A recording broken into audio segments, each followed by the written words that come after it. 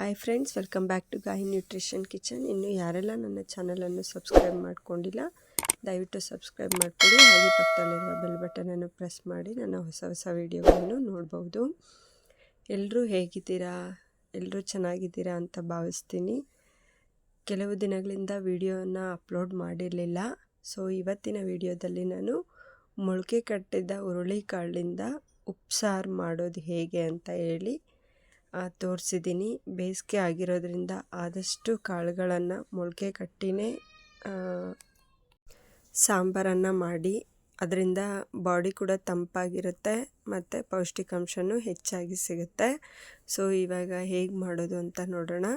ನಾನು ಹುರುಳಿಕಾಳನ್ನು ಮೊಳಕೆ ಕಟ್ಟಿರೋದನ್ನು ಚೆನ್ನಾಗಿ ವಾಶ್ ಮಾಡಿಟ್ಕೊಂಡು ಕಾಳಿನ ಜೊತೆಗೆ 1 ಟೊಮೆಟೊವನ್ನು ನಾನು ಹಾಕಿ 2 ಗ್ಲಾಸ್ ನೀರನ್ನು ಹಾಕಿ ನಾನು ಅದನ್ನು ಬೇಯೋದಕ್ಕಿಟ್ಟಿದ್ದೀನಿ.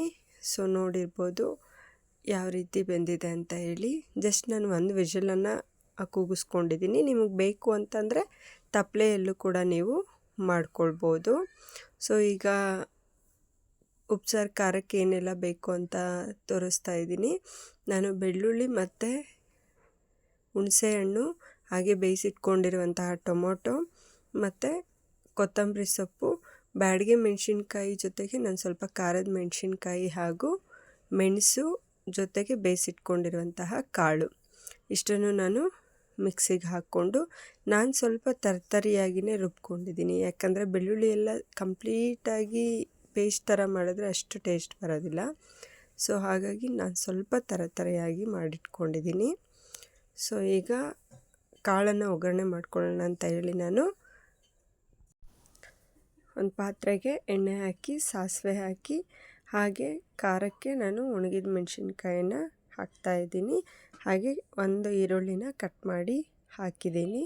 ಈಗ ಇದು ಫ್ರೈ ಆಗಿದ ನಂತರ ಬೇಯಿಸಿಟ್ಕೊಂಡಿರುವಂತಹ ಹುರುಳಿಕಾಳನ್ನು ಕೂಡ ನಾನು ಹಾಕಿ ಡೀಪ್ ಫ್ರೈ ಮಾಡ್ಕೊಳ್ತಾ ಇದ್ದೀನಿ. ಸೊ ನೋಡ್ತಾ ಇರ್ಬೋದು. ಸೊ ನೋಡ್ತಾ ಇದ್ದೀರಲ್ವ, ನಿಮ್ಗೆ ಬೇಕು ಅಂತಂದರೆ ಒಗ್ಗರಣೆ ಮಾಡ್ಕೊಳ್ಬೋದು, ಬೇಡ ಅನ್ನೋದಾದರೆ ಹಾಗೇನೂ ಕೂಡ ಉಪ್ಸಾರು ಜೊತೆಗೆ ತಿನ್ಬೋದು. ಬಟ್ ಆದರೆ ನಾನು ಒಗ್ಗರಣೆ ಮಾಡಿದ್ರೆ ಸ್ವಲ್ಪ ಡಿಫ್ರೆಂಟಾಗಿ ಬರುತ್ತೆ ಅಂತ ಹೇಳಿ ಒಗ್ಗರಣೆ ಮಾಡಿದ್ದೀನಿ. ಈ ವಿಡಿಯೋ ನಿಮ್ಗೆ ಇಷ್ಟ ಆಗಿದರೆ ಲೈಕ್ ಮಾಡಿ,